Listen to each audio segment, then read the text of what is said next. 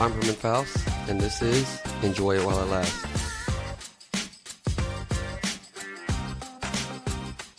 Today's episode, I bring you a life interview with Jose. Jose is probably the most personable person that I know. He developed the ability to find a connection with anyone. At a very young age, he enjoyed talking to everyone. He told me about his experience coming to the U.S. as a 3-year-old and gave a look into what he describes as the typical Mexican home, where he was the main recipient of La Chancla.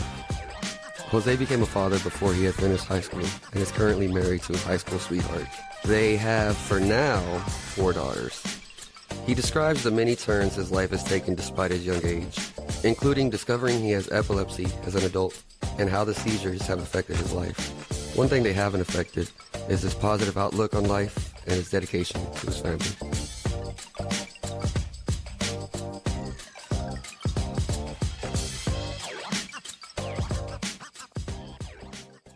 Do you have a clear-cut first memory? Clear-cut first memory. No, I don't have real good memories. Just of like what parents really told me. I think the very first memory is like being brought into this country because I'm from Mexico. Mm-hmm. So clear-cut memories. I don't think I really have a clear-cut first memory, honestly. How old were you when you came? So when I first came to this country, I was 3 years old. Okay. From what I was told. Okay. What do you remember about that experience then? If that's the first thing, as far back as you kind of can remember a little bit, what kind of images or what do you remember about the experience?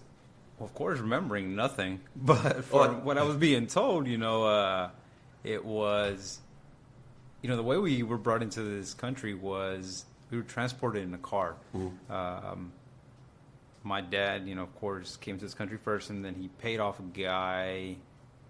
How do you call it? I mean, shoot. Isn't it just a coyote? A coyote. Yeah. I mean, that's what you call him, a coyote. And it was my mother, my older sister, and myself, and put into this car. Mm. And this guy drove us off with this fake, well, not fake, but used other people's documents pretty much. We were crossed over with these other documents. And that's what I remember. We got into the car. They gave us medicine to put us to sleep, essentially. So when they asked for our documents, they just showed them. So the kids wouldn't be all like, that's not me or something? Exactly. So they asked us questions. My sister was already 4 years older than me. So I was 3. So she was, 7? Yeah. So they would ask her questions, like, is this you? And, of course, they asked my mom, like, hey, is this your name? She had to remember, of course, the information on that document. It's like, hey, is this you? Uh-huh. What's your name? And so, of course, she remembered all that information. But for me, all I remember what they told me, like, hey, you were this was your name. I don't remember what that name was, sure. Now, but all I remember was we crossed in this little small car. They crossed you over the border, and then we met at this gas station in this checkpoint. After we crossed, I think it's the second checkpoint. So after that second checkpoint is the first gas station, and my dad, of course, he was already on this side, so he, paid the guy, and then we met at this gas station and picked you up there. Yeah. And so that was the first actual memory that I remember. Getting out the gas station, basically? Well, not getting out with that. My dad picked us up. Oh, and, and brought us over. So that was like my first actual memory that I remember from way back when. Okay. It's funny, like whenever we went down to visit some of Brenda's family in Brownsville. No. Uh-huh. Yeah. I think it's Brownsville, yeah. I feel like they're not in Brownsville, but they're near it. Mm-hmm. On the way back, this last time, we saw somebody like just past the checkpoint, like pulled over and getting out the trunk. I'm like, dude, go a little bit fucking farther. Like, they were like half a mile down. Like, you're gonna get caught. Yeah, like, why are you right there doing that? I know it's uncomfortable, but bro, you made it this far. Exactly. Don't get caught so close. We've been down there to see the family as well. I think the same family, and every time we go by that second checkpoint, I always remember, like, hey, I think we passed by this checkpoint. And that first gas station, I'm like, I wonder if that's the same gas station that I was picked up from when I was 3 years old. So it kind of at least sparks some type of every time you pass by? Exactly. That same memory, I'm like, I wonder if this is the same gas station. But, hey, who knows? As a kid, did you have a single person? Can you tell me about, like, the person that you went to that was, like, your person of comfort? Was it a lot of people was their mom, but I don't know for you if it was the same. It was definitely mom because growing up, Dad was always working, He worked construction and... Mom was always home, So it was definitely mom. always growing up was always mom. Dad was always working construction. He was always gone most of the time, coming back home late. So definitely was mom. Can you give me anything? Can you give me any example of like her providing you like that any type of comfort as a kid? Well, I was pretty much a crazy child. You know, I was always doing devious stuff. I was that kid jumping on counters, tearing things up, and just very hyperactive. Hyperactive like crazy. Yeah, I was. Yeah, and so I was always getting hurt pretty much. I remember one time I jumped on, like, we had this TV stand, and the TV wasn't mounted, but just sitting on top. And back then, you remember the TVs had like, they were huge. I mean, it wasn't like these flat screen TVs we have now. They were huge. It was basically furniture. Furniture, yeah, exactly. And I climbed the TV, and the whole TV just came down on me. So yeah, she came and took the whole TV off of me, and I mean, after I got my ass whooping, you know, she came and comforted me and whatnot. So yeah, I mean, mom was always there, and yeah, I mean, so yeah. You got the ass whooping first though. I always got the ass whooping. Yeah, you know, Mexican moms always gave you the good ass whooping and reminded you that you weren't, you know, get that good ass whooping. And then after that, I was like, all right, let me take care of you. Did you have any like object, like whether it be like a blankie or a stuffed animal or something like that as a little kid that you held on to? No, my thumb. I always sucked my thumb. Okay. That was my biggest thing because that was one thing when we crossed over from Mexico. It was a long drive. Yeah. And that was one thing I always remember. Another big memory was that they always reminded me that they forgot my bottle. They forgot my what we call our chupon. You know, I didn't have that, so they forgot my bottle. We didn't have anything. We jumped over, we crossed over, and they forgot everything in a hurry. Yeah. So they were like, "Well, just suck your thumb on the way over. You know, that's all you have. Just suck your thumb." And so that was like my comfort, sucking my thumb when I was young, all the way through. So, about how long did that last for you? Shoot, to old age. Yeah. I have that problem with my daughter, and it's starting to like fuck up her teeth. Did you have any issues with your teeth? Oh yeah. Yeah. Check to this day. Yeah. Because of that. Because of that. Yeah. Yeah. I'm gonna have to have it like you exaggerate it for a Poe to be like, hey, look, if you don't stop. Your teeth are gonna be jacked up. Oh yeah, definitely. What was your favorite form of entertainment as a kid? Besides just bouncing off the walls. I think I always enjoyed like bouncing off the walls and music. I think as a young age, I always enjoyed music. You know, being on the radio. I always heard music. We always lived in apartments. I was young. In apartments, you always hear music left and right from your neighbors. Being outside, I always had like carne asadas on the outside. Yeah. Mechanics working on cars outside. Music was always playing left and right. So I think for me, music, since I was a young age, music was like a big part for me. Just hearing music left and right. So I was always attracted to music. Okay. At what point did you start picking up playing? I actually didn't pick it up and actually start playing music for myself, like an instrument itself, until my freshman year in high school, like actually playing an instrument. So I didn't get a chance to actually do it till like my freshman year in high school. You gave us a little peek of it, but what was your home life like? And so you mentioned you have an older sister. And I guess for our listeners, what other siblings do you have? So I actually have 3 other siblings. I have an older sister, and then I have 2 younger brothers. So it's a total of 4 of us. So I have an older sister that's 4 years older than me. Then so we're all separated by 4 years exactly. Okay. So it's an older sister, 4 years older than me. Then I'm the second child. Then I have younger brother, 4 years younger than me. Yeah. And then I have another younger brother. That's 8 years younger than you? 8 years younger than me, exactly. 4 of us in total. And you said your dad was working a lot, so how else would you give us, if you were to give us insight into your home life, what would you describe your home life like as a kid?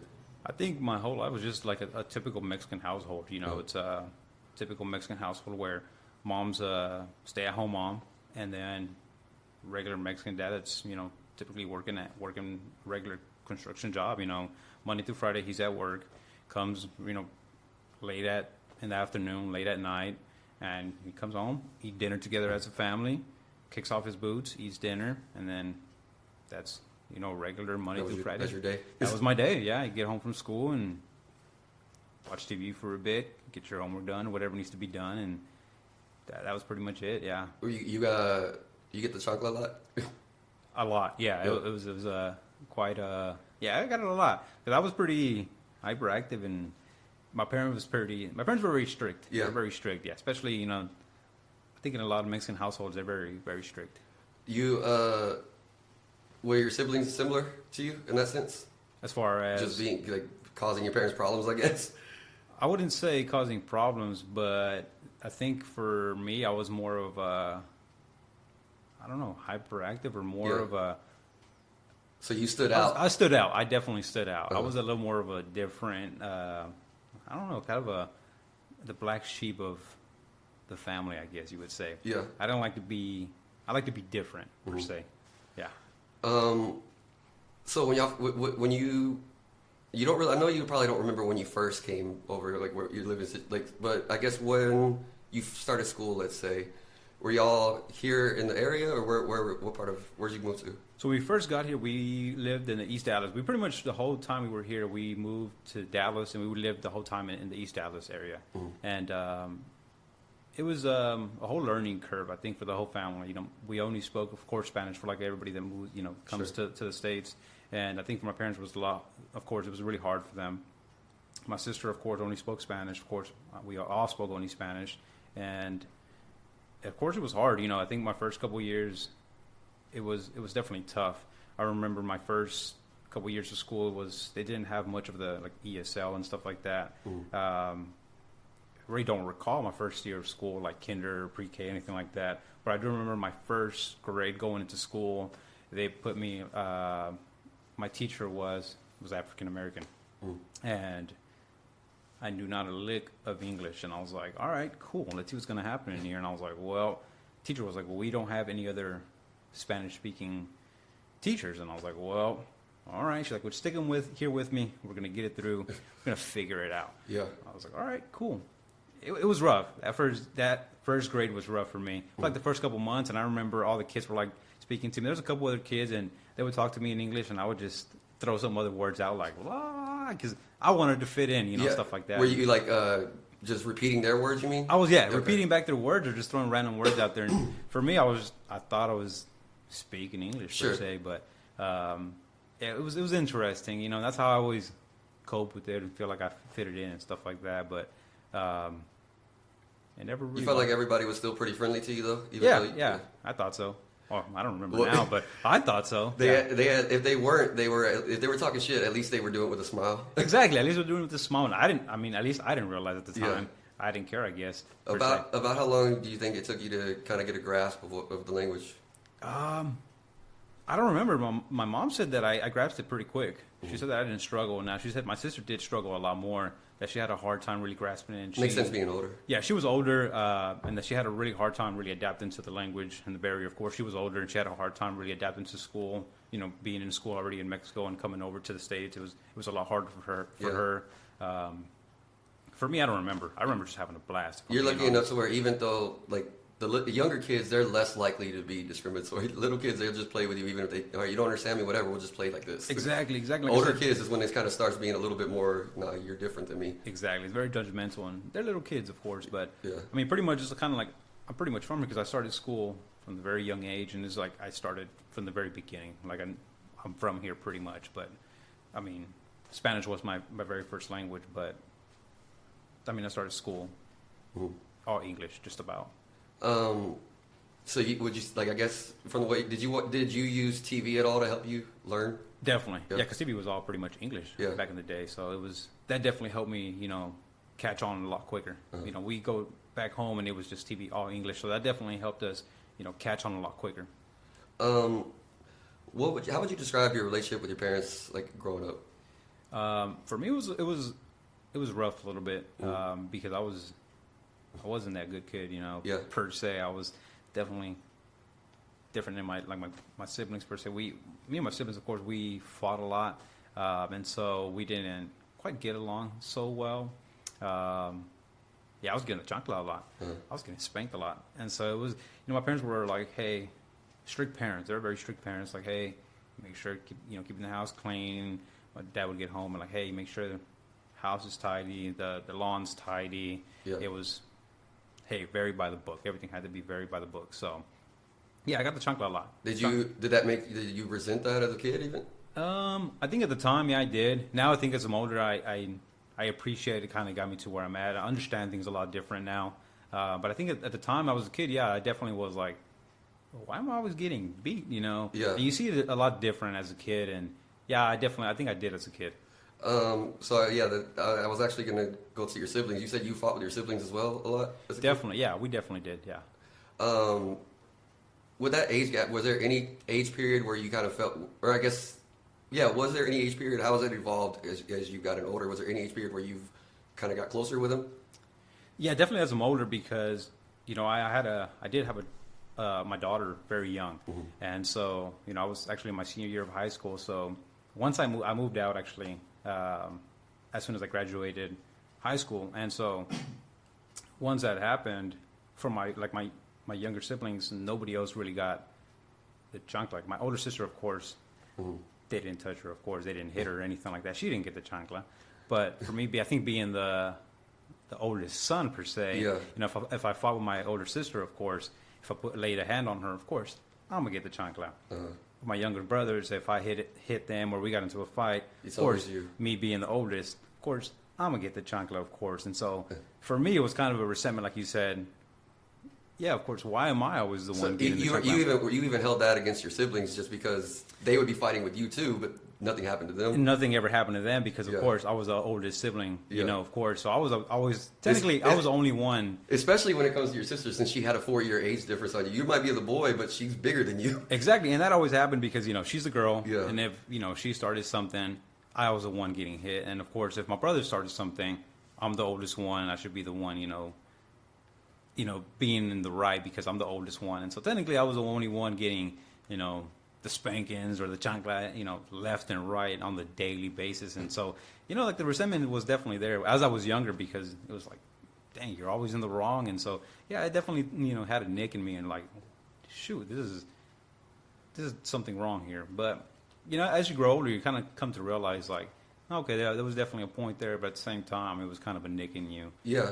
How do you feel when it comes to your siblings? Like, do you feel like you're past that fully as far as you don't hold it against them anymore? Oh, definitely, yeah. And then how did you get to that point?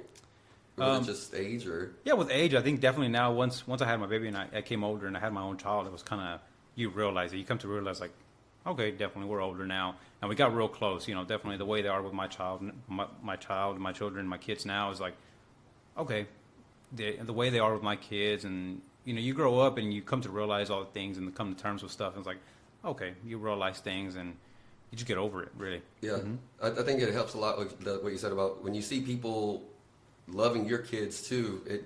You kind of forgive a lot of things from the past. You definitely do. You definitely do. And it's just kind of, what is it, childish things that you were fighting about when you were kids, and you're like, that was just childish, and you forget about it, really. Now, it is a little bit different when it comes to your parents because you might say that, okay, it wasn't my siblings' fault, really. Exactly. But do you feel like you've kind of gotten the same way where you're fully over that with your parents, or do you feel like you still kind of like, man, now like you were too hard on me? Sometimes, yeah. I mean, I really think I've gotten over it. Uh-huh. Now here and there, it's kind of like, I think you were too rough over it. But I mean, So you can feel like it was too hard on you, but not have like hard feelings. I guess is that a fair way to say it? a fair way. That's definitely a fair way to say it. But gotten over it, definitely. Okay. I definitely say yes. How has your relationship evolved with your parents though now? Like, would you consider them close? Some people still, they hold their parents. All parents are always going to be separate. They're going to be parents. Some people are friends with their parents. What do you feel like your relationship's like? It's definitely changed like 100 degrees. It's changed completely Uh-huh. because it wasn't great at all. Once I had my first daughter, like in high school, which I thought it was going to be for the worst because who wants their child to have a baby in Yeah. high school? And of course, it wasn't great at the time. My relationship with my parents was not great back then, of course. And then once I had, my baby in high school, which is like, you're like, holy cow, what are my parents going to say? It was like our relationship just completely changed, and it was for the better. It was great. Now our relationship with my parents is really good. It's great. It's great. For the best. But would you describe them as like friendly, or just like when you say better, what do you mean? Like, I guess still, is there that still a separation, or some people, like for example, I'm never going to drink or cuss in front of my parents. So we'll say it like that. And some people like, because there's like, that's what I mean by the separation. Oh, there's no separation. Like if I ever need anything, I mean they're there for me 100%. So you can be fully yourself around them no matter what. I could be 100% myself around them. I still keep that respect in front of them. Like I'd rather do not do certain things in front of them, just out of respect for them.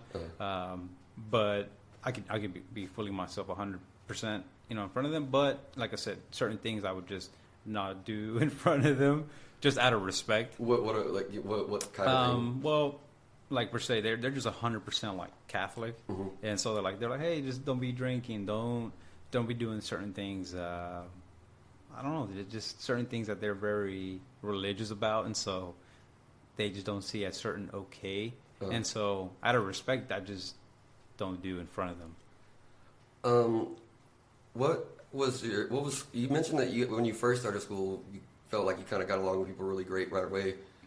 Do you feel like that kind of school was good for you with your peers throughout? Definitely. I always felt like I never had an issue with really speaking with anybody. I always felt like I was pretty much outgoing. Never had a fear of really talking with people or just being myself, really. Talking freely. Never really had that fear of really going up to anybody and just speaking and being myself. Now, sometimes there are certain people that just kind of look down on you and kind of being in that certain way of, I guess just looking down on you. And even then, I don't have that fear of really just being myself. You feel like you can pick up on that pretty quickly, though? I could definitely pick up on that when people just look down on you and look less of you. And I could definitely pick up on it. And even then, I could just, I don't know, go around the bush and I'll pick up on it and just look the other way. What would your reaction be, though? Just basically just to avoid? Or if once you realize that, I guess? When you say look the other way, I mean, like, what do you mean by that? I could continue it and disregard it for a while and try to get myself out of the situation and just not engage on it again. Got you. And then what was school like for you, dealing with academically and with your teachers and everything? It was good. I mean, I have no issues in school. That's surprising. Being a hyperactive kid. Yeah, I mean, the only issues I had was, being a hyperactive, I always had that issue where I was that person that always, like when teacher asked questions, I was always that guy that blurted out the questions or was always the one answering stuff, and then the teacher would just get really annoyed and would just be like, shut up already. Yeah. Because nobody else would answer and stuff. Like I always had that issue where like the teacher would, per se ask the question, was like, hey, what do you think about, this question? Who has an answer? Nobody else would raise their hand or nobody else would answer, and I would be the only one answering like, hey this, hey this, hey this, and the teacher would just be like, shut up already, because somebody else answered. Nobody else would, and get to the point where the teacher just ignore me at that point. Yeah. And so that would happen to me a lot, to where the point the teacher would just be like, shut up already. Oh, I'm sorry. Were you going? No. Okay. Were you, since you always, do you feel like did you excel in school then, like academically? If you were always the one that knew the answers to things, I'm assuming that means you at least got decent grades. I got decent grades. I did decent until I didn't. I think I did well until I guess to like sophomore year, and then I guess I just didn't care enough, I guess. So it got to a point where like teachers just didn't care enough. I think it gets to a point teachers just didn't care enough to really, I don't know, per se help. But it got to a point where teachers were like, there's a certain point, certain teachers really do care. Certain teachers care enough, I think, to like teach you. Certain teachers don't care enough, I think, to really help out. Do you feel like at that age you just got a bunch of teachers that were on the negative side? I think so. I think so, because there were certain teachers that I think really helped me out. I think personally, I don't know. I think I have an issue where I have like paying attention, because I can focus when I'm really interested, and when I'm not, I can't pay attention. I just don't care, if I'm being honest. You sound exactly like you sound like a typical ADHD kid. I think that's what I have. I'm being honest. And I'm not. Everything you've described, it 100% falls in that line of that's a kid that has ADHD. So I might be. Was it ever brought up to you at any point? No, but I think I might have that, if I'm being honest. Yeah, I actually just recently got diagnosed with that. Now mine is not. I was not hyperactive, but I'm there's a couple different categories of ADHD. Mine would be the inattentive ADHD type, and that's one of the thing that brings that to mind was the last thing you said of, when it's something you care about, you can 100% give it all of your attention, but doing shit that you just have to do for whatever reason, or your forgetfulness too over things that you're not interested in, that very much affected me. Yeah, I just won't do it. Yeah, and if it's stuff like I'm really interested, I'll be so focused on it, I can get it done real quick. But if it's just, I'm not interested, I mean, I'll get it done, but I just hey, I'll take my time and yeah, I'll get it done when I when it's due. When it's due, I'll make sure I'll get it done. So once you once you felt like you hit sophomore year and you felt like you had teachers that didn't care, at that point you just disengaged and never got re-engaged with school? I think so. I think at that point it was just kind of like, hey, I'm gonna meet the goal. Hey, we're gonna graduate, we're gonna get this done. But it was just certain teachers at that point. It was a lot of teachers that just really didn't care, and it was a lot harder to get stuff done at that point. So you were just kind of looking through it as something you had to get through? At that point, yeah, it was, and there was a lot more teachers that just kind of didn't care at that point. Did you have at that age? Did you have a thought of what your next step, what your adult life would be like? Or I didn't have quite a next step. I mean, I was definitely looking forward to like college and stuff like that. I mean, I was in band at the time, and so for me, it was really trying to get into school at that point.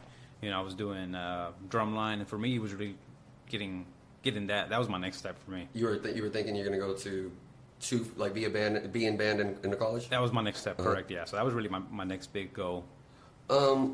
Did you ever have, or I know you say you kind of feel like you're comfortable talking to everybody. Did you have a group of friends, or were you just kind of the kid that could bounce around from group to group, and you didn't necessarily have a group that you were fully, that's the only group you hung out with? I could bounce around from really anybody, really. With that, did you also have a best friend or did that not happen at that age?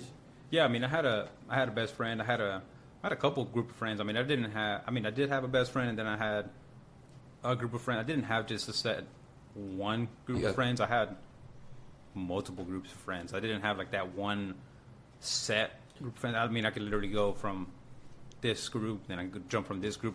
Wherever I was literally walking to, I could just jump from this group, this group, this group, this group. I mean, it was just, I could bounce around from one spot. So, I mean, I didn't have no issue at school at all. I was similar in the sense of being able to hang out with different types of people, but I think the difference that you from a very early age seemed that you were confident enough to be yourself no matter which group of people you were with. Yeah. I always ended up taking on the traits of whichever group I'm with just to try to fit in. But so you never like faced that at all as you're bouncing around?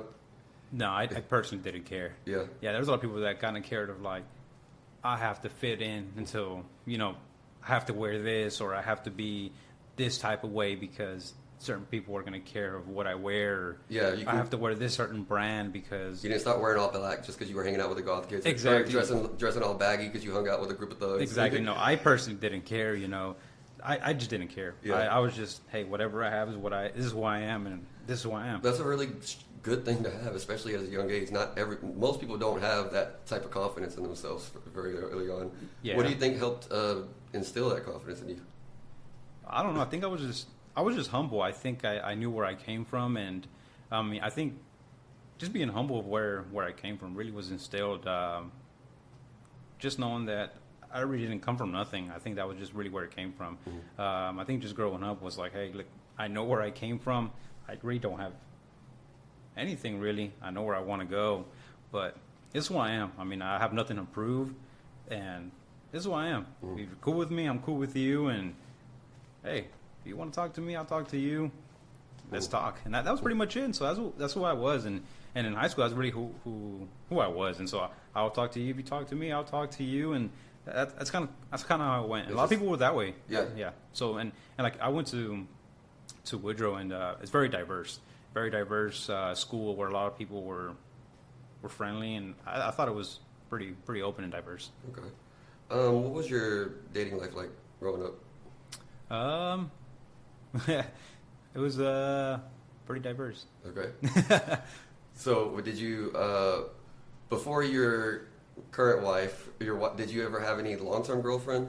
I wouldn't say too long-term, but I had a couple girlfriends before. Yeah. And because it's kind of hard, because I know y'all got together, which we'll get to in a few months. Y'all got together at such a young age. We did, yeah.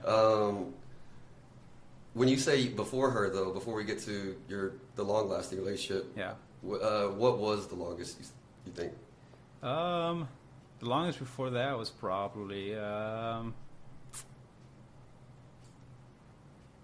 don't even remember. Probably almost maybe It sounds like you're about to say a year. I was thinking maybe not even a year, but less, around less than a year. Maybe. As a kid, as a young age, that's a super long relationship. It's Because a good a year is a large percentage of your life when you're 13 years old or yeah, 14. yeah, I less guess. than I guess that. when would you say you started dating? Let me ask that. Like before that, maybe.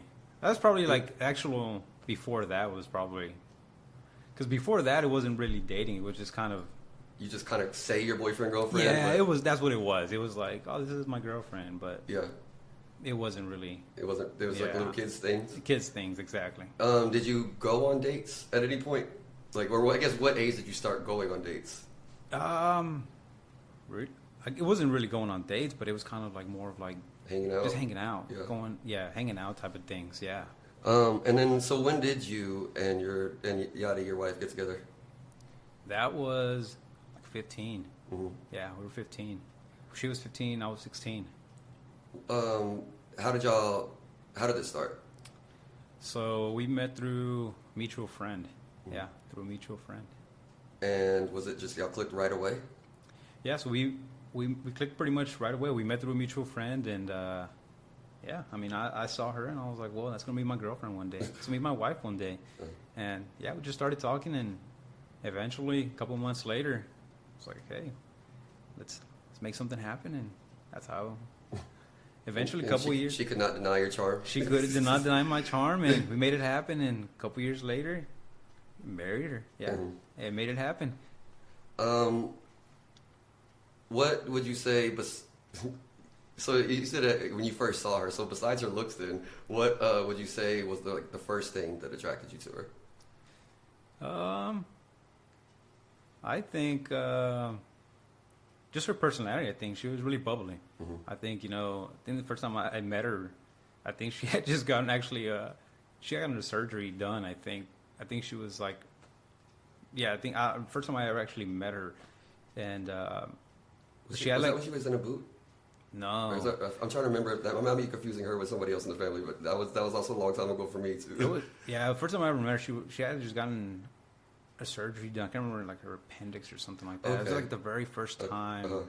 Yeah, so I had seen her so I was actually with one of her friends. Mm-hmm.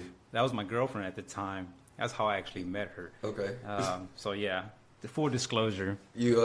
Full disclosure. You're like, okay, at some point I'm gonna have to figure this out to break up with her and get with her friend. Yeah, I'm gonna have to break up with her friend and then get with her. Full disclosure, and so find the right amount of time. How long do I wait? I have to wait 3 months and then really get with her. And so I was like, full disclosure here. Yeah. And so yeah, I've seen her. I was like, wow, she has she's hurt, she's damaged. I have to give her a little time to get right.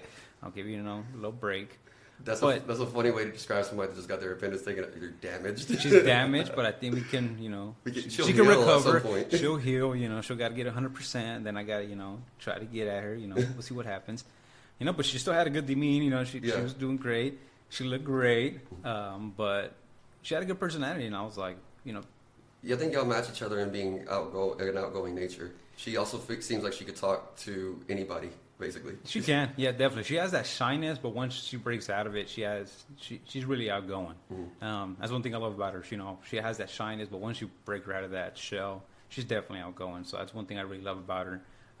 She's great. She really is great, and she breaks that out of me as well. But yeah, after that, I was like, I think she's great. I think she's great. Well, let's see what happens once she's 100% healed.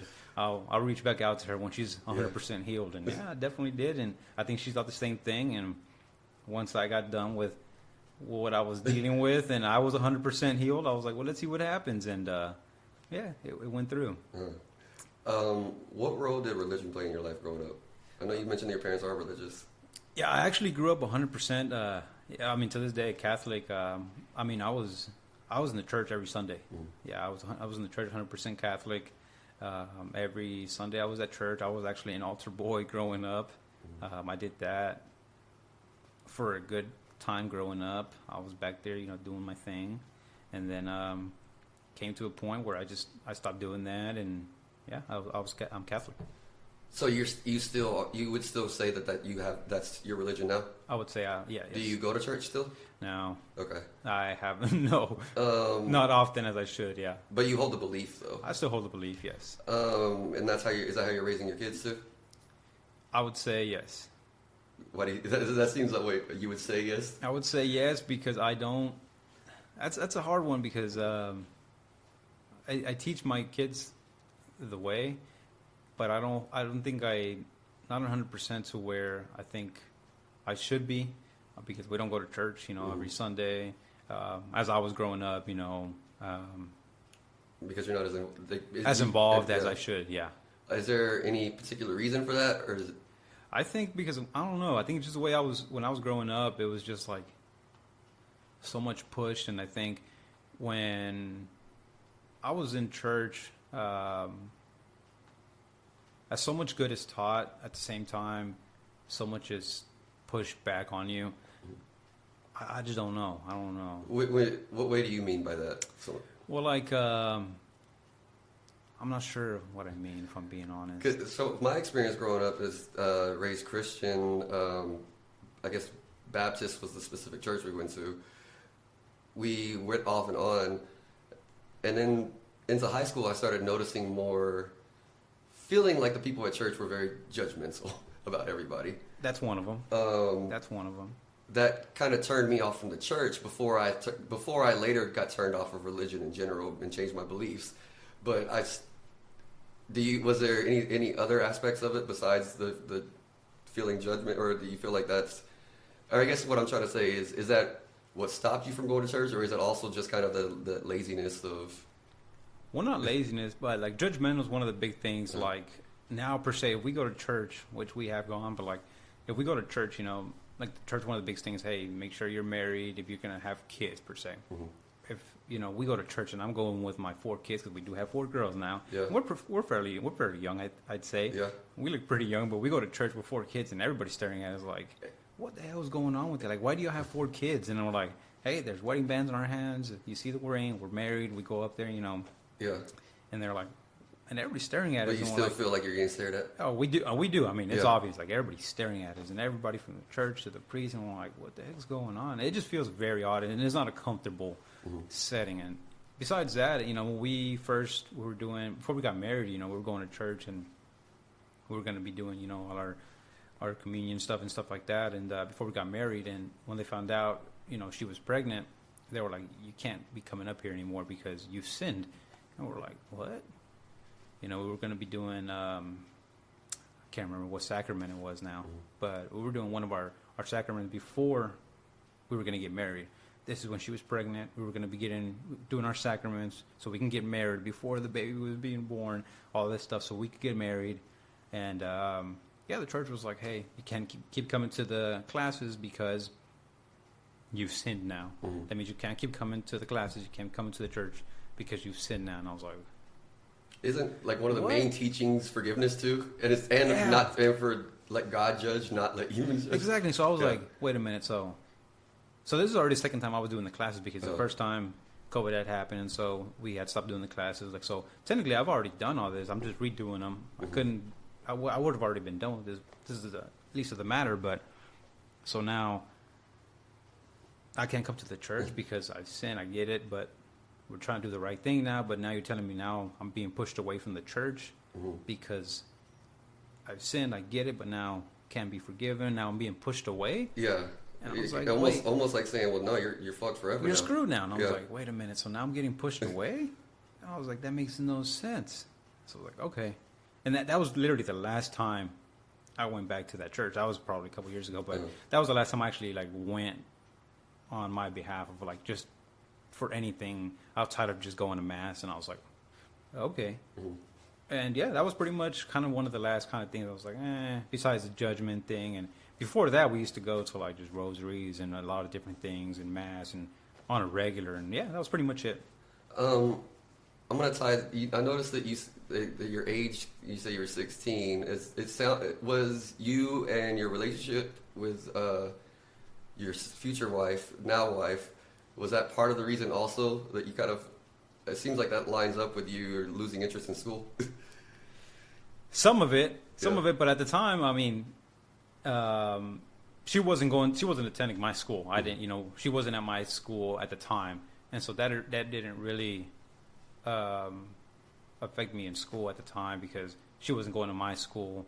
I was still doing my thing at my school. I still had to keep my grades up because I was still focused on still going to school. Okay. I still wanted to go, even though having because we still didn't have a baby yet at the time. So I was still focused on, hey, I still want to go to band and pursue my music career per se. I'm in college, so I didn't want that to distract me from what I wanted to do later in time. So then how did that play out for you then, just moving forward as y'all start getting closer in your relationship? How much time was it before she got pregnant? She didn't get pregnant until our senior year. Okay, so you had a couple of years. A couple of years later, yeah. What was going on in your life around that time? Anything besides? Were you? I guess what I'm trying to say. Before she got pregnant, what you just described, is that kind of up until then, you were trying to go to school, trying to become for band and everything. Yeah. Okay. And then how did it change? How did everything change for you? Well, it was just an upside for sure. It was definitely an upside. I mean, it's just life. I mean, it was kind of like, well, plans change, life changes, and you just kind of roll with the punches. Even right away, like there wasn't. That's not in hindsight. Like at the moment, you felt you weren't like, oh no, I'm not gonna do this, or I'm not gonna. At the time, it didn't even process. If I'm being honest, it was just kind of like, I don't even know if I'm being honest. It was just kind of. It just surreal, like holy cow. Yeah. Like that's what now? Like I don't know. Like you got to man up now, figure out what you're gonna do. Like I guess the plans for later, it wasn't even like that. Wasn't even an image in my head of like what. Like that just cleared off. You didn't even think about like how does this affect my plans? You just could now instantly have to go into what do I do? Exactly. Yeah. It honestly didn't even run through at that time. It was just kind of like what's the steps now in the current time at the time? Yeah. I don't think it processed really till once school, because we found out that was in the summer, and then once school started, and it was like, hey, our senior year started, and it was already like, hey, what's the steps for like scholarships had already been processed, and like, hey, what's your process in? And it was like, oh shoot, what have I done? Yeah. And I was like, oh man, it sucks. So. I'm assuming at that age, pregnancy was not planned for you. Oh, of course not. Yeah. What did you do then next after, throughout your senior year and just preparing for the baby? Well, that was a crazy year because once, so our daughter was born in September. So school started in August, and then so she was born in September. And like I said, I had teachers that were really pain in my ass at the time. I had one English teacher that was real rough with me. English teacher. Her name was Miss Jones, and oh man, I hated that teacher. She was real rough. So I had her, me and my wife, we both had the same teacher. I had her a period earlier before she did. She hated me. Yeah. She really hated me. Now I was killer in English. I'm gonna tell you that. Somehow I'm a killer in English, and she would always say that I copied everything off my wife, which isn't. I don't know how, because I had her class before my wife. Made no sense. But point being, once my daughter was born, we missed a lot of school because, my daughter, she was sick, unfortunately, a lot when she was born. So we were in the hospital in and out a lot. We missed a lot of school. To the point where once graduation time came, I almost didn't graduate because I missed so much school. They allowed my wife to make up time, but they didn't allow me to make up time. Point being that they were like, hey, you're not going to be able to graduate because you don't have enough credit. So the only way I was able to graduate was to drop my plan. But they allowed her to graduate. So they were like, hey, you can make up your time, but since she's a mom, you can make up time. But you as a father, you should have been here at school. And I was like, well, I'm the dad. I'm not going to leave her alone. Was it ever... It sounds like it was never in your head to not be 100% there right away. Oh, of course not. Yeah, I was going to be there. Yeah. Even to the sense of, when she's in the hospital, I got to be there too. Exactly. Yeah. Oh, yeah. Because I I think that's become a lot more common nowadays, but I don't know. And that, I guess that makes sense with people older.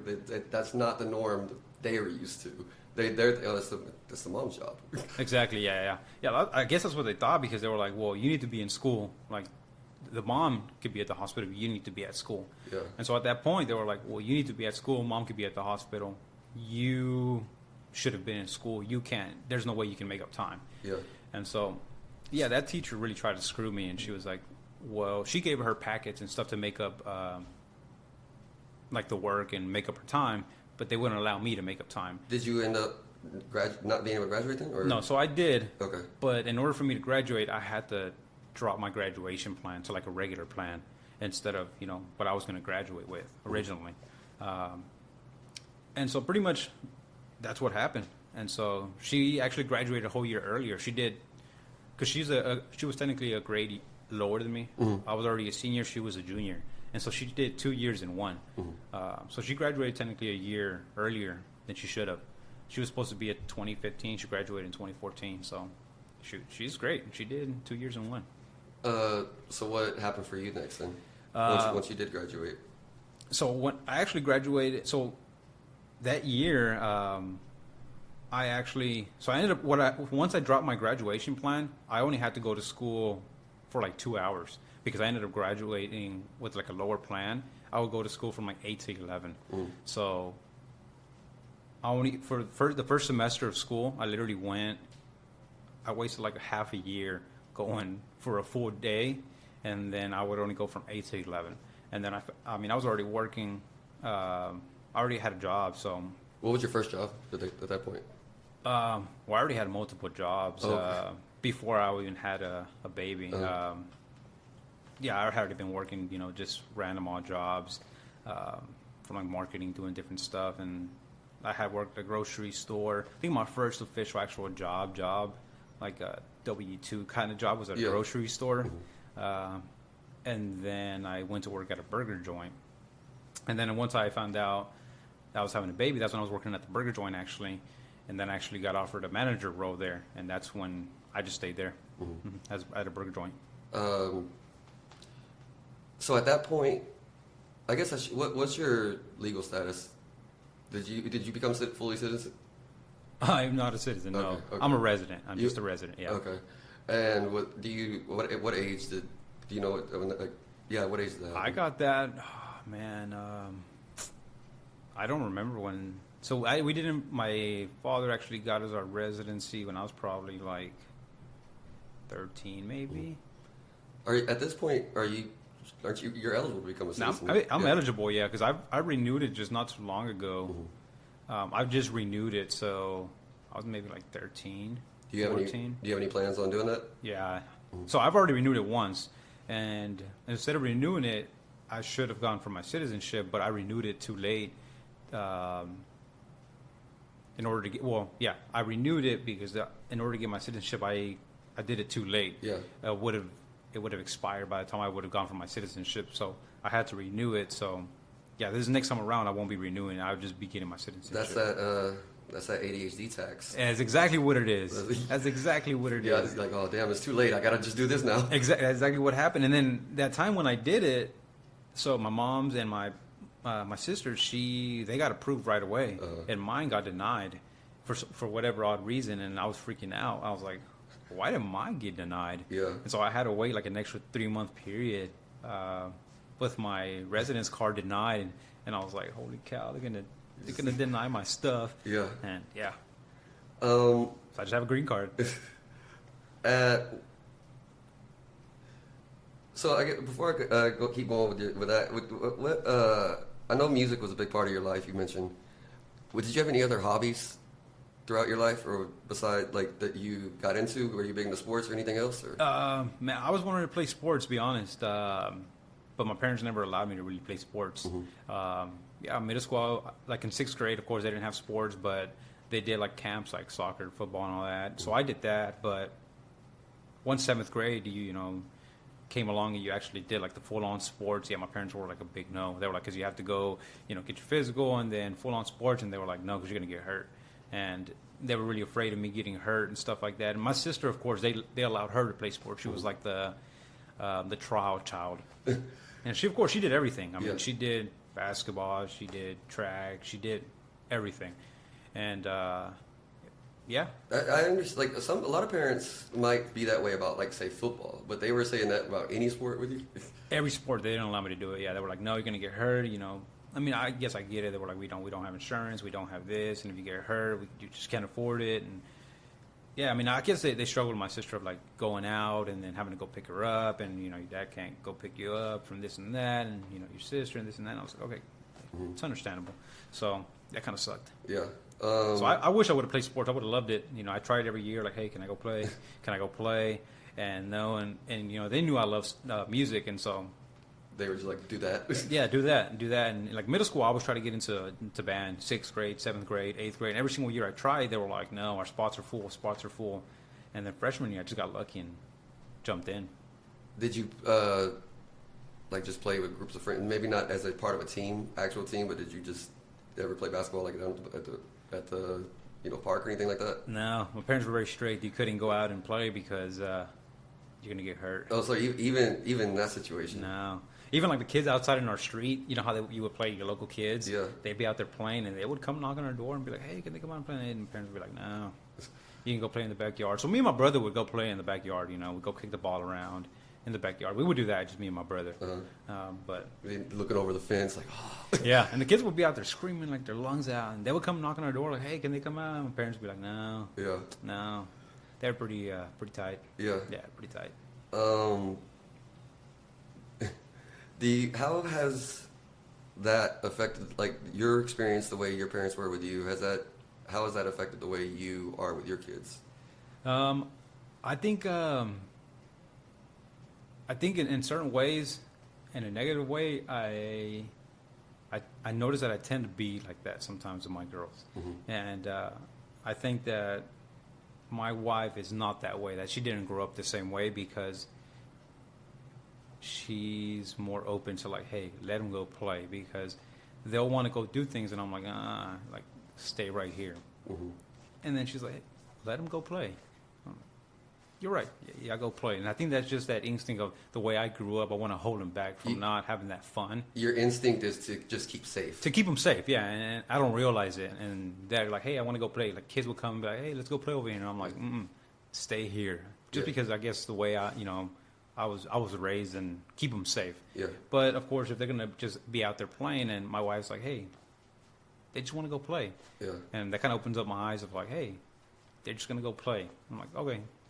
So You're right. you're able, even though that's your first instinct, you're able to override that, I guess. Yeah, override that. Yeah, exactly. And I thank my wife for that, because she grew up a different way. You know, that's a great thing about it, that she grew up that block kid of being out there and be able to go play, versus me being that inside kid, just being stuck inside. So for me, being able to allow them to go play. Did you ever have any struggles being accepted by your wife's family? Right, seeing as, I mean, like you mentioned, a lot of people are not going to want their kids to get pregnant at such a young age, have a baby at a young age. You mentioned it in relation to your parents, but what were their reactions to you, her family? I really don't know but it seems like they were pretty accepting. I mean, I was around a lot, if I'm being honest. You know, her mom wasn't really around too much. She was out, you know, doing her thing also. She was working also, so it seemed like they're pretty accepting. I don't think they were very happy about the situation. I mean, who's going to be happy about it? But I think they're pretty open. They're pretty open. They're a very welcoming family, so. They were, that is 100% true. They were very accepting and welcoming right away. I've experienced that as well.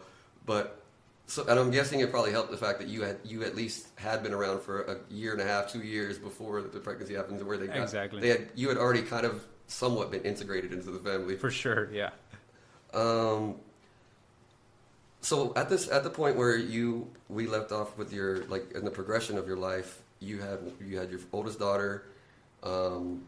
You're working at the burger place. At that point, did you think about a career goal, or were you just kind of in the day-to-day of everything? Well, I was already, I didn't have really a career goal, but I didn't know what I was going to do. At that point, when I was already when I had my daughter already, I was already working at that burger joint. But since I was already in high school at that point at that burger joint, I was already managing the burger joint. When I came in, it was a brand new burger joint. They already had multiple locations, but they had just opened up this location. And I seemed to grasp onto things pretty quickly. And within a couple months, they were like, I learned the positions pretty quickly. And I was telling them the situation I was in. I was telling them, hey, look, I'm going to school only for a couple hours. I want to get as many hours as I can. I have a baby on the way. I can work any position, blah, blah, blah. And they were like, what's going on with school? Why aren't you going to school anymore? And I was like, I am going to school, but, I finished my credits is what I told them. I finished my credits already. I have all these hours open. I want to work as many as I can. And so they were like, hey, we have this open manager position that's going to be opening pretty soon. We see you working all these positions already. Do you want to take this position? It was like just a regular manager position. And I was like, sure. So they offered me a position, and before I even graduated high school, I was making a manager's wage, and I was like, this is great. Yeah. I'm about to have a baby, and I'm making all this money before I even graduate high school, and I was like, this is amazing. Like, it just landed in my lap, and I was like, this is amazing. I'm going to have a baby. I'm going to have all this money, and I was like, this is perfect. Looking back, was it really all this money, or did it just feel like it at the time? Well, I mean, at this time, it was great. Yeah. I mean, it was great. Okay. I mean, you're going from... Before that, I was making $7.25 at a grocery store. Yeah. To making really good money. Well, yeah, if you compare, because I know, like, if I look back in high, like, the first job where I felt, when I was, like, first became a shift manager somewhere, and I was like, oh, man, I'm making a lot of money. Now looking back, it was like, it was not near as much as it felt like at the time, but, life is very different. Now you have a lot more responsibilities. Yeah. Well, at the time, it was a salary position and bonuses and stuff, so it was great. Did you, or how long did you stay there? I was there for 8 years. Okay. Yeah, within a couple years, I was general manager of the place. So, yeah, I stayed there for a whole 8 years. What led to you leaving? COVID, actually. COVID. Once COVID hit, they couldn't afford my salary anymore, and they were like, "Hey, you just can't afford your salary anymore." If it weren't for COVID, I'd probably still be there. Yeah. It was honestly, it was a good spot. You never try to get back in at any point since? Back to that same location? Yeah. No. I probably would not go back into a restaurant ever again. Why not? The hours, it sucks you in. The restaurant industry really sucks you in. It's a good business, I think. You learn a lot of hospitality, a lot of sales. I think for somebody that's really open to, like, dealing with people, and I think it's a good industry to be in if you're really open to, like, people, hospitality, and stuff like that. It's a good industry, I think, but for somebody that's open to that. For me, like, more of a family and want to have that free time to be with kids and have a lot of just free time, I think that it's not for me. Yeah, I have a couple friends that are chefs, and one of them has a couple kids himself, and he's had a hard time finding a job that had the hours would fit. Exactly. He's basically going to be away from his family all the time All as the a chef. time. Yeah. And I'm assuming once you get high enough as a manager, you got to be there at the times they need you, basically. Exactly. Yeah, and that's one thing I liked about that place was that, I mean, as a general manager, I had the flexibility to make the schedule however I wanted, and I mean, I could be there whenever I wanted. But of course, things go south, and you got to be there all the time. If somebody calls in, you're the last line of defense, basically. Last line of defense, and anything goes south. Of course, we had storms. I mean, I had to be there, and that was a downside. Anything goes south, you have to be there. Have you ever had any health issues throughout your life? Yeah. Unfortunately, yes. Yeah. Can you tell us about that? Yeah, sure. I mean, I've had a couple surgeries. I think within the last couple of years, just been my roughest one this last year. Unfortunately, I was diagnosed with epilepsy, and so I think that's been the roughest one that I've had here in the last year. What kind of surgery is that? Is it for that? Oh, but no, I didn't have a surgery for epilepsy, but I've had a couple surgeries. Okay.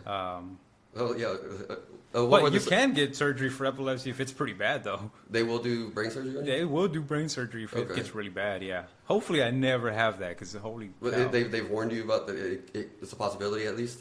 I mean, if it's really bad, if you have, like, TCs and stuff like that. But. Were you, did you know, I guess, when did you get diagnosed? Last November Okay, so this is all very recent for you. or last December. Yeah, it's been recent. Yeah. Before that, you like grew up fairly healthy, lived fairly healthy? For the most part, yeah. I mean, yeah. As far as Yeah. I know, I mean, really growing up, I don't think I really didn't go to your normal Okay. doctor checkups. Sure. I mean, we didn't have health insurance Yeah. and stuff like that. I think most Hispanic families growing up, first generation, you don't go to your routine checkups and stuff like that. You don't have health insurance. You don't know anything about that. You don't do the normal stuff. Yeah. Yeah. So how did that come about? I'm assuming with epilepsy, I'm assuming you just had a seizure for once out of nowhere. Exactly. Yeah. So like 2 years ago, well, I guess 3 years ago, me and my wife were at a concert out of town, and after the concert, we went out to eat, and I just didn't feel good. I was like, I'm just not feeling good. I just feel real lightheaded, and I was like, put my head down for a little bit, and I was like, I just don't feel good at all. So I was like, I'm gonna run to the restroom real quick, wash my face, and try to freshen up. And on my way to the restroom, I just crashed out, just went straight out. And I didn't even make it to the restroom. I was just walking in through the door, and I remember just going down and wake up on the ground. I wake up on, picking up myself off the ground, and I'm just getting up off the ground, and I look over, my wife's running over, and we were at B-Dubs, and she's running over with the wing in her hand. She didn't even have time to put her wing down, and she's picking me up off the ground with the wing in her hand, and paramedics come over, and we were drinking at a concert, and so they're asking me like, hey, did you drink or anything? I'm like, yeah, we were drinking, and they're like, oh, he's probably just drunk, and I'm like, they're asking me like, hey, you want to go to the hospital? I hate doctors, I hate the hospitals. Of course, I'm like, no, I want to go to the hospital. He's like, yeah, he's just drunk, whatever. Yeah. So I'm sitting there, I'm like, I'm fine. She's like, no, you're not. We should go to the hospital. I'm like, I'm not going to the hospital.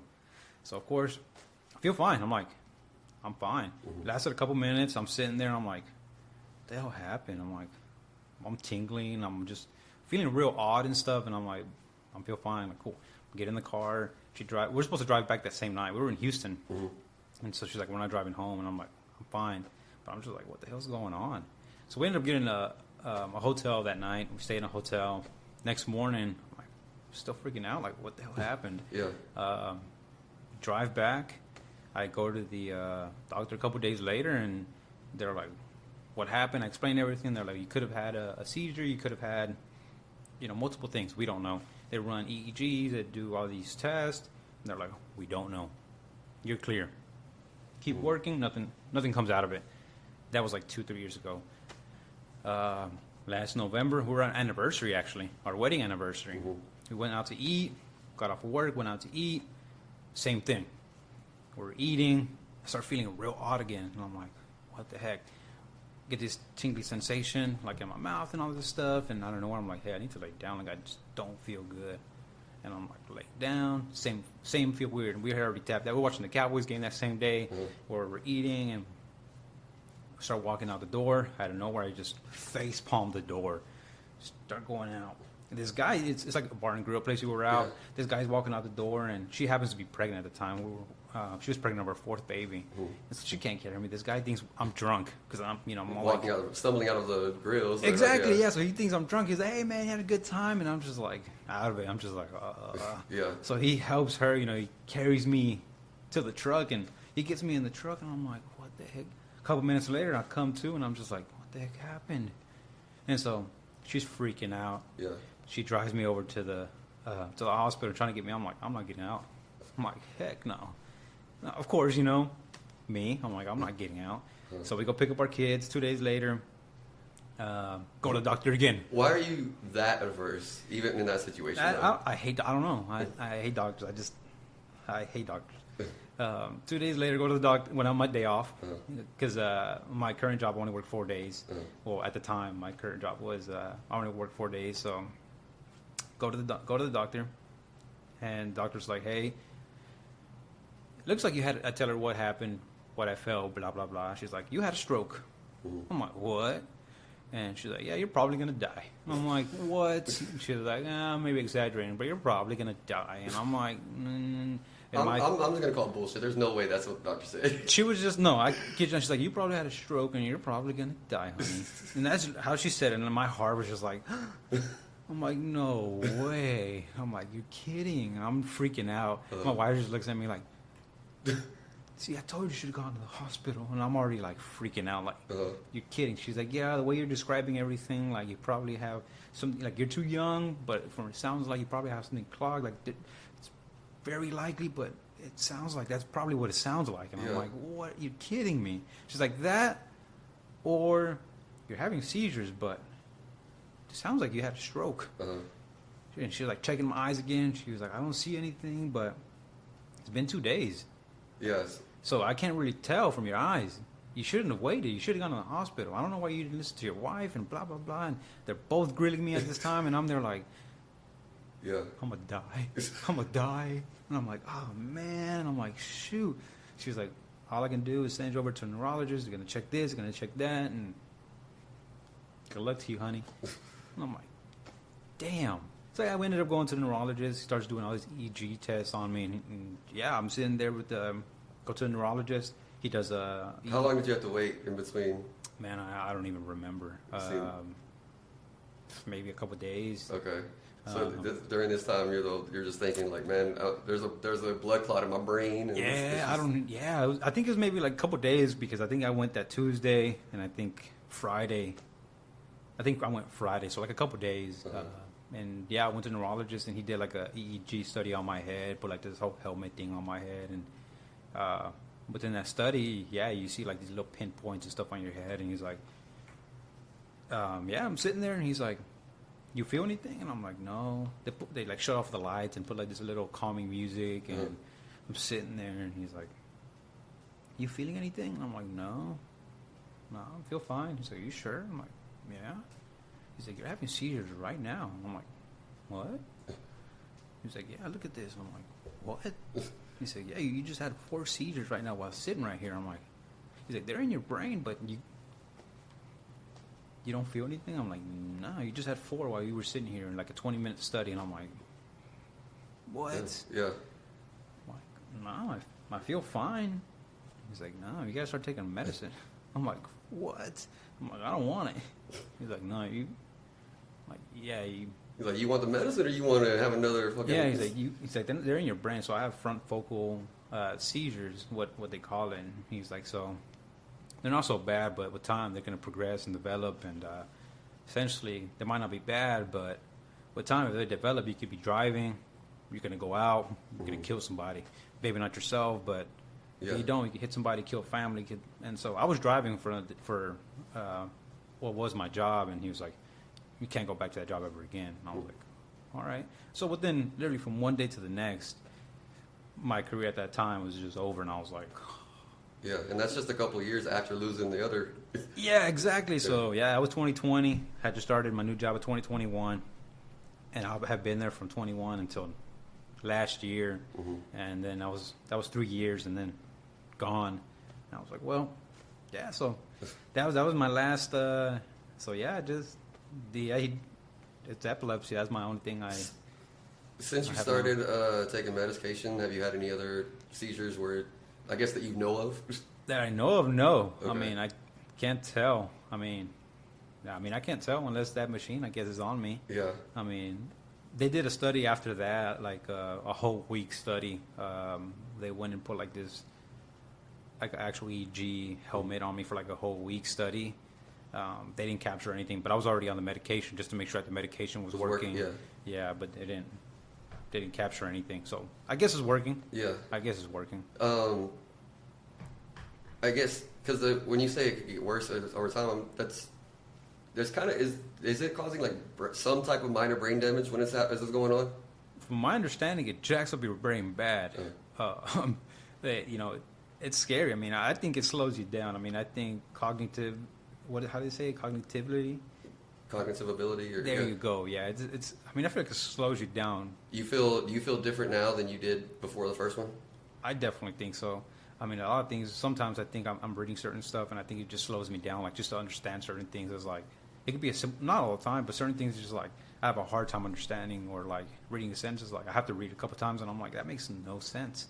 And certain things is just. So, like you said, comprehending with reading? Comprehending, yeah, certain things. Besides reading, what like any other?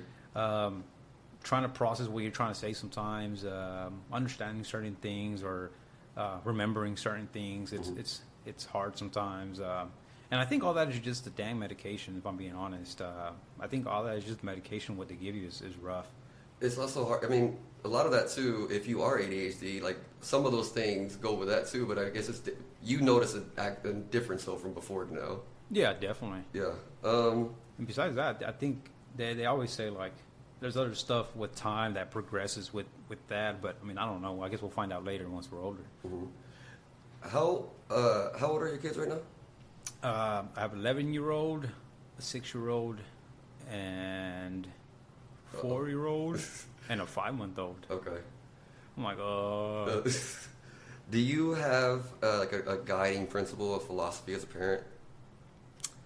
I don't believe so. So like for me, I try to not parent just who I see in front of me. I'm thinking about the adults they're going to be, and try to think about like what I'm doing now. How is it going to affect them into like how they are as adults? Okay. Is it, there's not you don't think, and that kind of I use that to like a guide pretty much any decision making I have. You don't have like a single thing that you use you take everything situationally and just. I think so. Okay. I think so. I think everything situationally because I think every situation is differently. Yeah. Yeah. How would you describe yourself as a parent, I guess? I don't even know if I'm being honest, because I'm goofy. I'm really goofy as a parent. Like I try not to be too strict, just because of the way I was raised, but at the same time, try to be firm, if that makes sense. So I try to make my point across, but at the same time, not to cross a certain way, like a certain path that, hey, make them understand what I'm trying to get my point across, but at the same time, not to pass this, I don't know, just because of the way I was raised in a certain way, but make them understand, because sometimes I feel like I'm too firm with them. But too firm as like you come down too hard on them, or just that you don't allow them to do enough stuff? Both. Okay. Both. Has it changed at all since you have? I guess we haven't said this, so I should ask the question instead of telling you. What did you do at like the last? How have you been living since you stopped working that job? I think frugal, very frugal, but it's I think it's been. I don't know how the best way to describe this. It's what do you mean by living? I mean, I guess did you get another job since the driving job, or since yes? No, I haven't been able to get another job now. Okay, No. so that part, but that in and of itself is a lot different as far as how much time you're spending with your kids, I would assume. It's spending a lot more time with my kids, definitely. So Has that changed at all the way you are with them? You think? I think so. Because, I mean, in a sense, sometimes I think it's in a good side, but I think sometimes they get tired. They're tired of it because, I mean, they play a lot of sports, so I think sometimes we practice with them a lot more. Mm-hmm. So I think they like it in a sense, but I think in a sense sometimes they're like, all right, I'm tired of this. We're tired of this, Dad. Like, let's cut it out. Do you think you try too hard to fill their time? Sometimes. Sometimes. But sometimes I give them their space to where it's just kind of like, hey, get home. But also, there's not too much time and space because they have a lot of training also. Sure. You know, there's a lot of practice time that as soon as we get out of school, it's like, hey, we're always running around. It's kind of like, hey, get out of school, and it's like, hey, what do we have going on today? Practice. What do we have going on today? Practice. Yeah. Literally all week from Monday through Friday. Well, Monday through Thursday they have practice. Friday, Saturday, and Sunday is game day. So, for the most part, it's definitely hard finding that balance of letting kids just have free time to be kids, but exactly. Also you don't want to just let them just do that all the time. Exactly. What vices do you struggle with currently, or have you struggled with throughout your life? I think vices right now has been social media. I think that's a big one that I have. I definitely struggled for a while. Recently, it's just, especially with this whole thing, with like getting sick, was like distracting myself and my mind is getting on social media and just distracting my whole mind. And comedy is a big thing that I like. And so I think just getting on social media and getting distracted by it. And I think that's one of the vices that I was like, just, I guess, finding comfort on there, and noticed that I was just on there like crazy, just scrolling. You're like, hey, before you know it, you've been on there for a whole hour, and you're like, dang, I've been on here for a good while. Yeah, just allowing yourself to get sucked in and wasting all your time, basically. Exactly, yeah. So I think that's, in a way, it's a good way, just a good pastime, but before you know it, you're on there for too dang long. Yeah, and it's one thing, like you mentioned, like if you can't do something for a while, or if you're in the hospital or something like that, to where you're trying to distract yourself, but it's really easy to go beyond that too. It definitely is, yeah. Would you feel like that's the only thing? I think so, yeah. That's one of, yeah, I for sure is, yeah. What would you describe your relationship with your kids like? Do you feel like I know you say you're goofy with them, so do you feel like I guess, yeah, how would you describe your relationship? How do you think they feel about you? That's a good question. I think that'd be the word that they describe me as, goofy. I think we have good relationship. I think so. Do you feel like as they get older, you're going to be somebody that they'll be just like come to with boyfriend problems or with whatever problems they're going through? Or do you think that they're going to be like, ooh, I don't want dad to know about this? I'd say, yeah, my oldest for sure. Mm-hmm. My oldest already just tells me everything. Now, my second one, I don't know. That one, we have like the same mentality. We think a lot alike. We're very alike. Mm-hmm. And so I don't know about my second one. And so that's my 6-year-old. So I don't know. We'll see about her. Sure. When you say you're a lot alike, though, what you would think that would lead to y'all being closer, though. You would think so, but it seems like whenever you're very alike, you kind of clash heads a lot. Yeah. And so we're very, very similar. We're very, I don't know how to describe it. But I guess, yeah, in what way is she like you the most?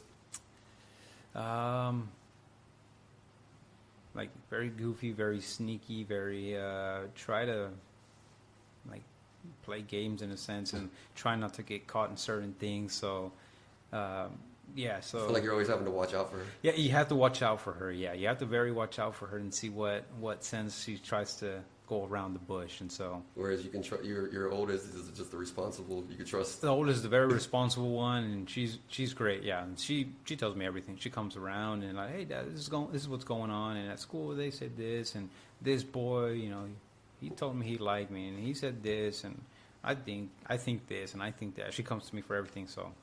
I think my oldest would definitely come from, and the other two, well, they're still tiny, and they're just kind of, we'll see about the other two. How do you feel like you've handled being now that you've transitioned into being a stay-at-home father, seeing as that's not something it wasn't like a decision, and it wasn't something you used to, how have you handled it? It's rough. It's rough. I personally don't like it.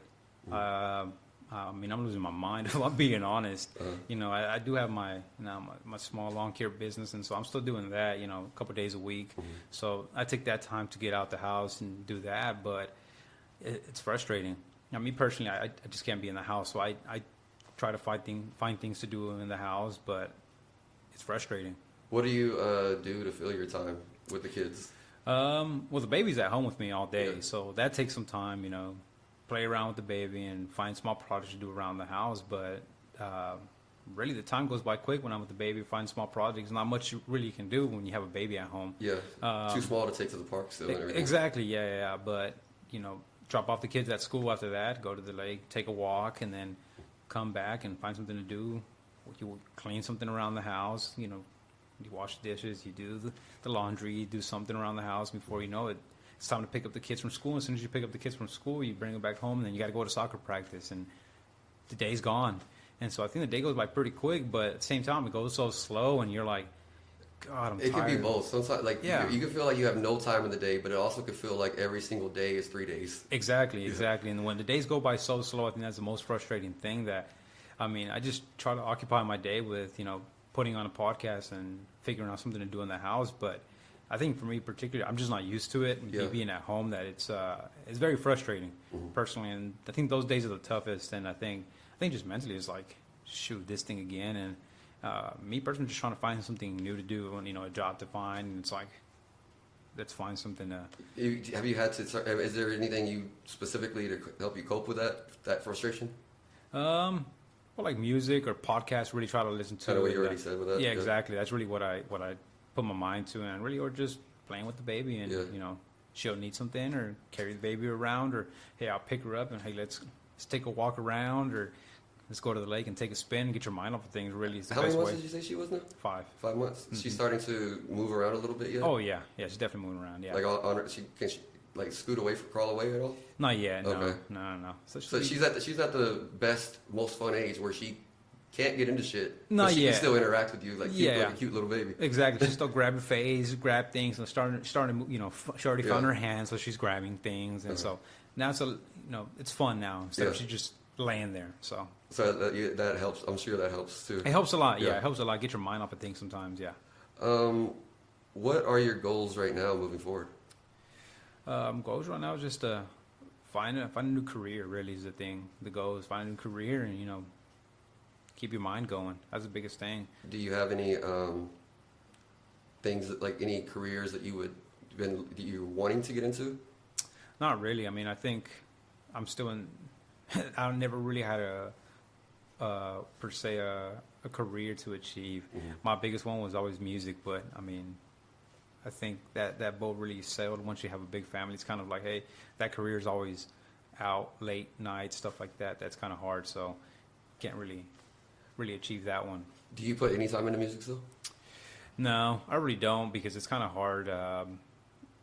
It's a goal that's really, for me, it's kind of, don't want to really attain. It's kind of hard to say that you're like, hey, I don't want to put time into it really and not really achieve per se. You don't want to fail in it, basically? I don't really say fail. I mean, I do still dabble in it, but it's kind of like, hey, it's there, but I know I'm not going to really go anywhere with it per se. I like it because I like listening to music, per se writing certain music and stuff like that, but I know it's not really going to per se get anywhere. You just don't believe it's realistic to make you money, basically? Well, not making money, but I know it's not going to get anywhere. What do you mean by getting there? If not, well, per se get anywhere, like I know with music you're going to go be out late nights. That's the biggest one. Be out late nights. All the life, like if you're going to perform life for live. a performer, yeah. That, I mean, I did that for a couple years, and that life is over. Yeah. Have you ever thought of like even just trying? I mean, there's different kinds of musicians. Though there's commercial musicians, there's studio musicians. It's not necessarily the same late nights or on the road or anything like that. Even that, you still got to put in work. Yeah. I mean, that's late nights as well. That's late nights. Studio time takes a lot of time. Same thing. I mean, you're not working. That's not a Monday through Friday type of job. Sure. And so that's It's whenever the artist you're working with can come through. Exactly. I know many people that do it, and it's not a Monday through Friday type of job. And so I think that time is sold. That time is sold for somebody in my type of scenario. Yeah. Yeah.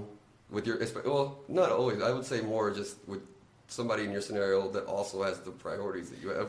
And that's the biggest thing. Yeah, my priorities. Yeah, and it's kind of like, hey, I'm okay with that. I'm okay with that. Not a big deal. You're okay with it just being a hobby in your life. Exactly. It's just a hobby in my life that I enjoy the music. I enjoy listening to it, and it's kind of like, hey, I'll do it as a hobby, and hey, I'll write it. I'll listen to it. I'll make it. I'll send it off. Happens. So I'm okay with that. Oh, so you do that still? Though? Here and there, yeah. When you say send it off, like to who do you send to? Random producers and see what Just happens. to see if anybody Just see likes what what happens. they hear, and then Exactly.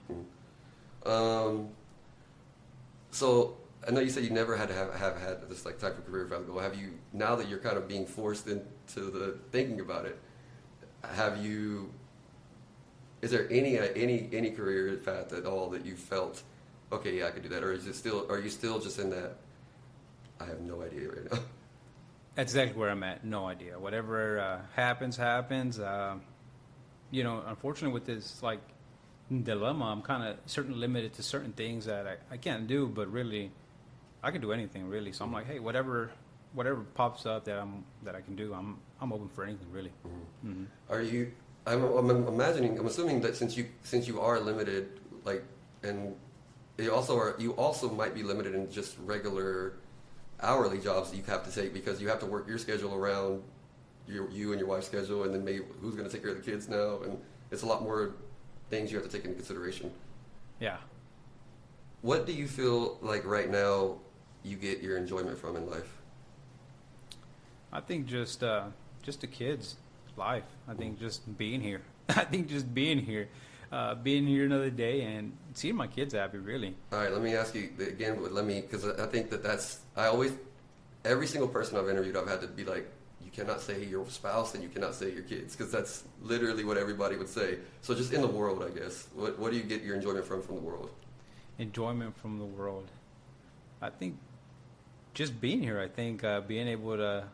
Just being alive. Being alive, I think. Because I think once you get that chance of thinking of maybe not being here, you're like, this is nice. You know, being able to take a drive and you're like sightseeing of the small things that, hey, maybe I could have not seen this the next day. You're like, you actually taking consideration of like, this is nice. You know? Enjoy all the little experiences. The small experiences, yeah. You're like driving, you know, putting your window down and turning off your AC, and you're just enjoying the drive. And you're like, this is nice. Going, you know, when's the last time that you went to the lake and you just walked around? And you're like, hey, this is nice. When's the last time you just went out to the park and you actually just walked around? You're like, this is actually pretty nice. Or you just, you know, the smallest things that you did and actually enjoying life, not because you had to do it, but because you wanted to do it, you know. Just enjoying the smallest things in life, I think that's what's actually really nice. You feel like you get to do it now. You get to do it, yeah. There's a lot of things that people that don't take the small enjoyment in life because you had the opportunity to do it, but you didn't do it because you had to do it because you had it, you had it there and you didn't take the advantage to do it. And I think that's the joy of life, I think. And then the last thing I like to ask people is, what are you looking forward to in life? I want maybe something short term and then like something long term as well. It could be personal to your life, or it could just be something that you know is coming in the world at some point that you're looking forward to experiencing. Something forward to in life is I think really enjoyment in life. I think I'm not really enjoying life right now, if I'm being honest. I think really I'm looking for enjoyment in life. I'm not sure what I mean by that. I was gonna say that you feel like you contradicted yourself because you just went on this whole thing about you do enjoy life. Yeah, no. I mean, I'm enjoying life, but I mean, really a successful life as far as enjoyment in life, because I mean, I'm enjoying life now. Don't get me wrong, but I mean, as far as like really taking the full advantage of what life is, you know, because you can be living life so much to the fullest, but what are you really taking in, you know? So really just more to continue to take in, and you look forward to whatever life brings in. Correct. Yeah. Is there anything in the short term you got coming? Finding a good career, a new career. Yeah. Yeah. That's definitely what I'm looking for in the short term. See what's next. All right. Well, thank you a lot for being so open and sharing with me. Of course. Thank you for having me. Yeah. And all you out there, you got one short life. Enjoy it while it lasts.